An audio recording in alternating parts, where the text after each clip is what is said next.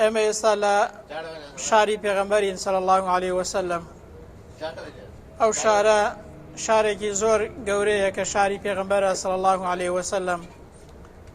پێغەمبەر صلی الله عليه وسلم لە فەرمایشتی صحیحدا دەفەرمێت ئەی خوای پەروەردگار هەروەکو چۆن ئیبراهیم پێغەمبەر سەلات و سەلامی خوای گەورەی لەسەر بێت شاری مەکەی حرام کردووە، ئەمنیش مەدینە حرام دەکەم.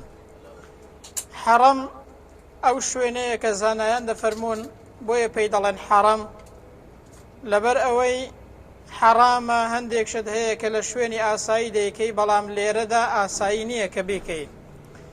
یاخود حرام بۆیە پێی دەڵێن حرام لەبەر ئەوەی ئینسان پێویستە ڕێزی بگرێت و پێویستە حرمەتی بگریت، چونکە پێی دەڵێن حرام یعنی ئەو شوێنەی کە ئینسان دەبێت خۆی تێدا بپارێزێت لە هەندێک گوناه و تاوان و هەڵە و کەم و کوڕی کە لەو شوێنەیدا نەیکرێت. لایەکان و لە حەڕەمی ئەو مەدینەیەدا ئەو شارەیەدا مەلائیکەت حرەسیاتی دەگرن و پاسەوانی دەکەن، ناهێڵن نەخۆشی تاعونی بێتە ناو و هەروەها دەجال کە لە ئاخر زماندا دێت نایەڵن بێتە ناوی، واتە مەلائیکەتەکان پارێزگاری لێ دەکەن. ئەنجا پێغەمبەر صلی الله عليه وسلم لە فەرمایشە صحیحدا دەفەرمێت ئەی خوای پەروەردگار شاری مەدینەمان لەلا خۆشەویست کە هەروەکو چۆن مەککەت لەلا خۆشەویست کردبووین.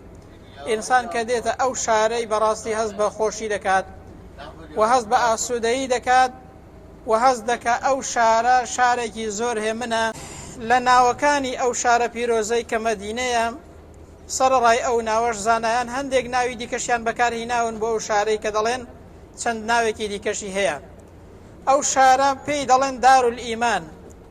بۆچی پێی دەڵێن دارولئیمان؟ چونکە پێغەمبەر دەفەرمێت ئیمان لەو شارەیدا کۆ دەبێتەوە. ئیشاڵڵا ئێمەش بە ئەندازەی خۆمان ئیمان و تەقوا و ئیخلاسی لەگەڵ خۆمان دەبینەوە کە دەڕۆینەوە گوناه و تاوانی فڕە دەدەین ئیشاڵڵا لێرە.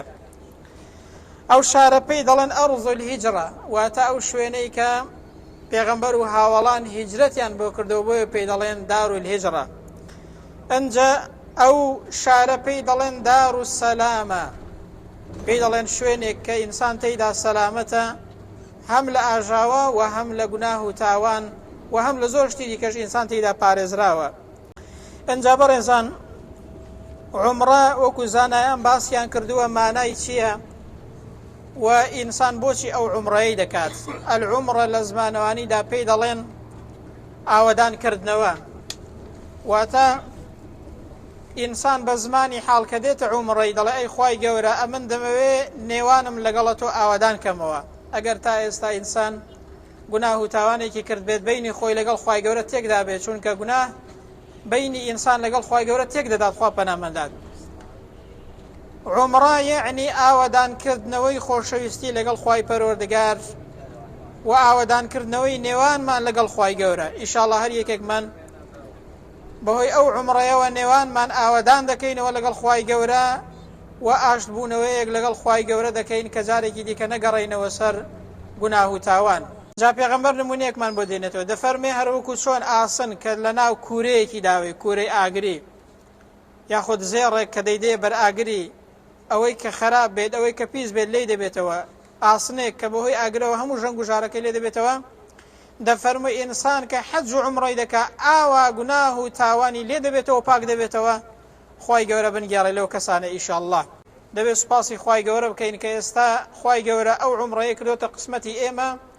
زۆر خەڵک هەیە پێی خۆشە لێرە بایە و عومڕەی لەگەڵ کرد باین، بەڵام خوای گەورە نەکردوتە قسمەتی کردوویە قسمەتی ئێمە. دەبێ بەڕاستی ئینسان سوپاس و ستایشی خوای گەورە بکات کە ئەو عومڕەیە و ئەو کارە پیرۆزەی کردوتە قسمەت ئیشاءالله.